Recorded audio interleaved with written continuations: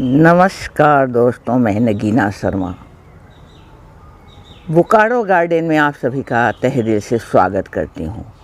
दोस्तों, आज जो मैं आपसे वीडियो शेयर करने जा रही हूँ वो आपके पूछे हुए कई सारे प्रश्न का उत्तर उसमें होगा, तो वीडियो को आप अच्छी तरह से देख लें ताकि एक ही परेशानी आपको बार बार ना आए। आज की जो वीडियो होगी वो आप देख रहे हैं वेजिटेबल पर है। वेजिटेबल में आप यहाँ भिंडी देख रहे हो, लेकिन मैं भिंडी पर वीडियो नहीं देने जा रही हूँ, तो वीडियो को देखें। और यहाँ आप मेरी भिंडी के पौधे को देख रहे हैं जिसमें भिंडी भी फल रहे हैं और फ्लावर इसके कितने खूबसूरत हैं ये भी आप देख रहे हैं।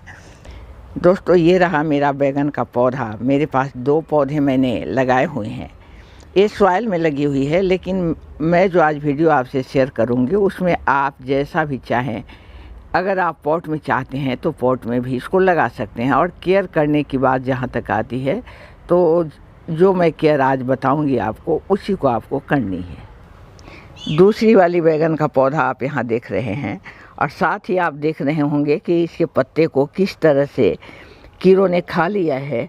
और इसके लिए सबसे अच्छी रहती है लकड़ी की राख।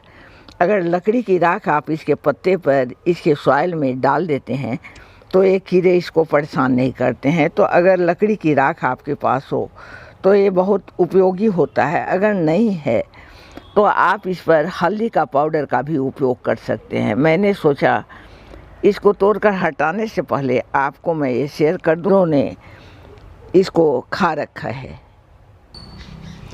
दोस्तों, बैगन के बारे में जो प्रश्न आते थे उनको मैं आपको बताऊं तो कुछ लोगों ने पूछा था कि मेरे बैगन में फल नहीं लग रहे हैं, तो कुछ का था कि फूल तो लगते हैं लेकिन फूल गिर जाते हैं। मैं यहाँ आपको बता दूं, हालांकि अभी बैगन है नहीं लगा हुआ, लेकिन ये इसमें मैंने हार्वेस्टिंग कर रखी है। इसमें कई सारे बैगन निकल चुके हैं। बैगन सालों भर फल देने वाला होता है। ये सब्जी ऐसा है बैगन का कि सालों भर ये फल देता है, यानी इसमें सब्जियां मिलती है आपको।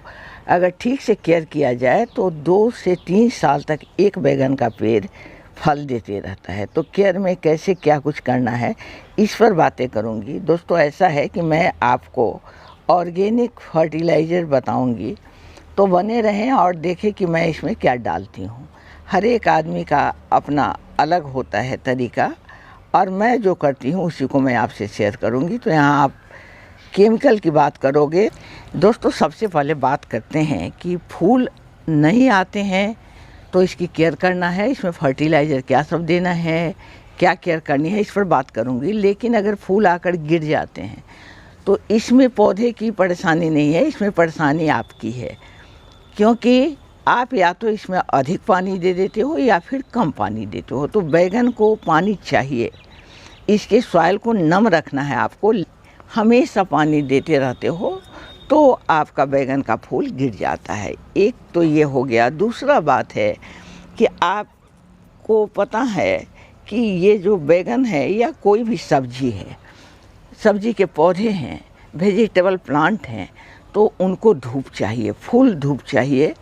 अगर इसको सूरज की रोशनी अच्छे से नहीं मिलेगी, 6 घंटे मिनिमम इसको धूप चाहिए, तो इसलिए इसको धूप में रखना है।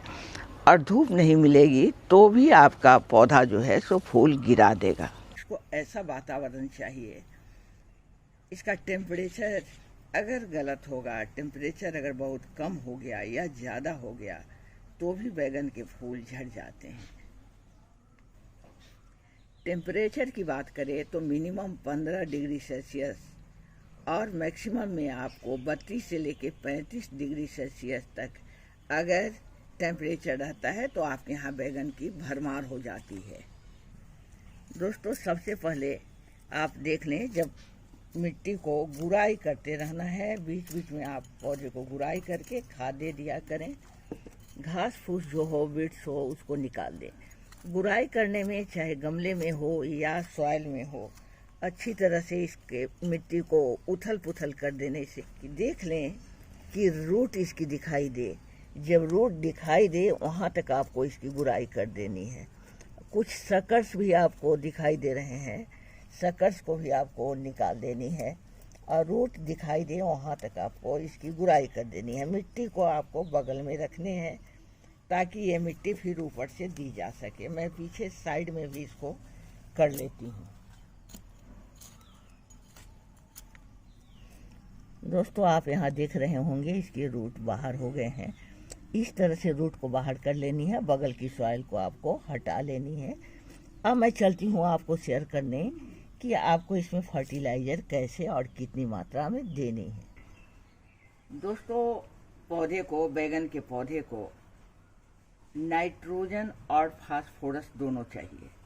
नाइट्रोजन के से उसकी पौधे की ग्रोथ होती है, फास्फोरस से फूल और फल आते हैं। तो ये दोनों चीज़ों की व्यवस्था हमें करनी है और फर्टिलाइज़र डालनी है।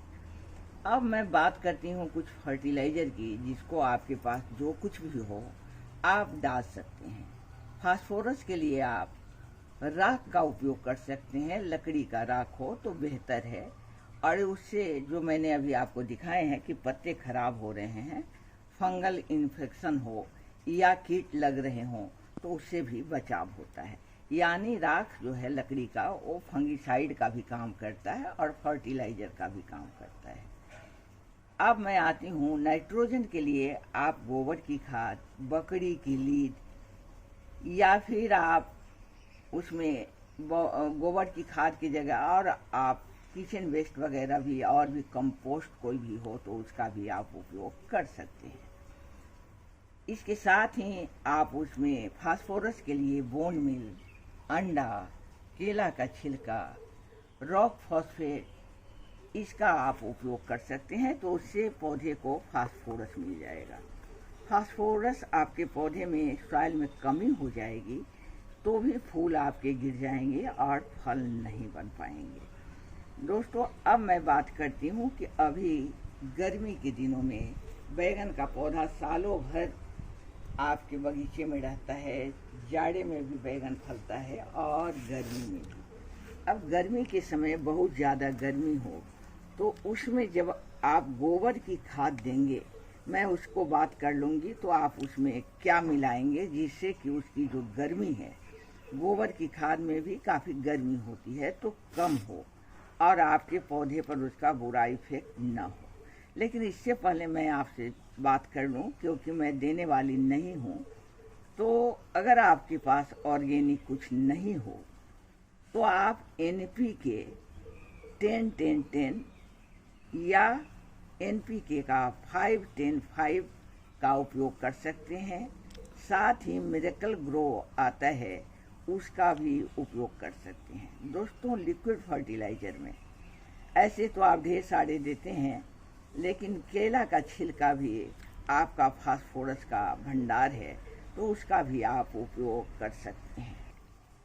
दोस्तों भर कर 2 मुट्ठी, आपने 2 बैगन का पेड़ देखा है, तो मैं 2 मुट्ठी इसमें बकरी की लीद ले रही हूँ। आपको लग रहा होगा कि बकरी की लीद तो ऐसी नहीं होती है, तो एक्चुअली वो गोला गोला ही रहता है, लेकिन ये इतना पुराना है कि पुराना होने के कारण ये पूरा इस तरह से हो गया है। तो जितना पुराना होता है उतना अच्छा रहता है। तो बकरी की लीद को आप ले सकते हैं, मेरे पास है तो मैं इसी का उपयोग कर रही हूँ। अब आपके पास बकरी की लीद न हो तो आप क्या करें, तो इसकी जगह पर आप गोबर की खाद, सड़ी हुई गोबर की खाद आप ले सकते हैं, वो भी बराबर में काम करेगा। लेकिन गोबर की खाद से बकरी की लीद कम गर्म होती है, इसलिए बेहतर रहता है कि समर में आप बकरी की लीद का उपयोग करें, तो ये मिल जाता है तो और बेहतर रहता है। नहीं रहने की अवस्था में आप गोबर की खाद 2 मुट्ठी उपयोग करेंगे। 2 मुट्ठी मैंने यहाँ पर बकरी की लीद रखी है। 2 पेड़ मेरे पास है, जितने पौधे आपके पास हो उसके अनुसार 1 मुट्ठी के अनुसार आप रख लें। दोस्तों चूँकि गोबर की खाद हो या बकरी की लीद हो, गर्म होती है और गर्मी के समय में, समर में हमें देनी है, तो इसको ठंडा रखने के लिए मैं इसमें मिला रही हूँ वर्मी। जितना मैंने यहाँ गोबर की खाद रखी है या बकरी की लीद रखी है, उसकी आधी मैं इसमें वर्मी मिला दे रही हूँ। वर्मी जो है ये ठंडा खाद माना जाता है, तो उसके आधा मैंने इसमें बर्मी डाल दी है। इसके बाद मैं इसमें रॉक फॉस्फेट डाल रही हूँ। ये आपका 1 मुट्ठी के करीब में भी है, हल्की सी बंद होने वाली मुट्ठी मैंने रखी है, थोड़ी सी कम है बर्मी से। और सबको आपस में अच्छी तरह से पहले मिला लेते हैं। अभी आप जाएंगे नहीं। प्लीज़ वीडियो अच्छी लगे तो लाइक कर दिया करें, डिमोटिवेशन होता है अगर आप लाइक नहीं करते हो तो, और फिर आपके लाइक से हिम्मत बढ़ती है, तो लाइक कर दिया करें। और जो कुछ भी आपको पूछना हो, जो परेशानी हो, उसको आप कमेंट में जाकर पूछ सकते हैं। साथ ही मैं लाइव में आती हूँ, तो लाइव में संडे के दिन 3 बजे मैं लाइव में रहती हूँ। वहाँ पर भी आप अपना परेशानी जो हो लाकर रख सकते हैं।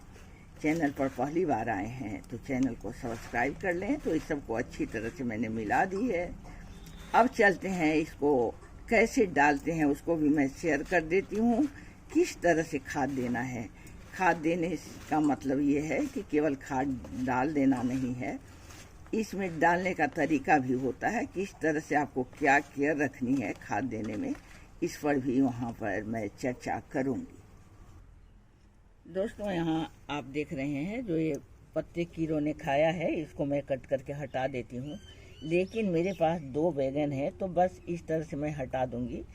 लेकिन जहाँ ज़्यादा पौधे हैं वहाँ लोगों को परेशानी होगी, तो इसको आप रहने भी दे सकते हैं वैसे हालत में, क्योंकि इसका आप ट्रीटमेंट मैं कर दे रही हूँ तो इसमें अब दूसरे नहीं आएंगे। लेकिन एक कीड़ा खाया हुआ है, इस पर अगर राख आप छिड़क दोगे तो बहुत अच्छा रहेगा। राख से ये कीड़े नहीं आएंगे और आपके पौधे को इस तरह से नहीं खाएंगे। तो मैं सारे को पहले यहाँ कट करके हटा दे रही हूँ।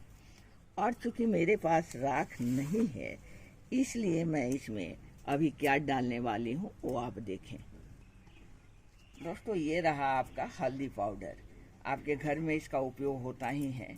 इसको आप पत्ते के ऊपर डाल देंगे, साथ ही आप इसको सॉइल के ऊपर डाल देंगे, तो आप देखोगे कि कीड़े आपके सॉइल में, आपके पत्ते में छेद जो कर रहे हैं वो कीड़े आपके नहीं इस तरह से परेशानी करेंगे। अगर राख आपके पास हो तो राख को भी आप इस तरह से डाल दे सकते हैं। दोस्तों, फर्टिलाइज़र के लिए आप यहाँ रूट देख रहे हो। हालांकि ऑर्गेनिक फर्टिलाइज़र मैं डाल रही हूँ, फिर भी रूट से हटाते हुए इसको आपको डालने हैं। इस तरह से आप रूट से हटाते हुए इसको डालें।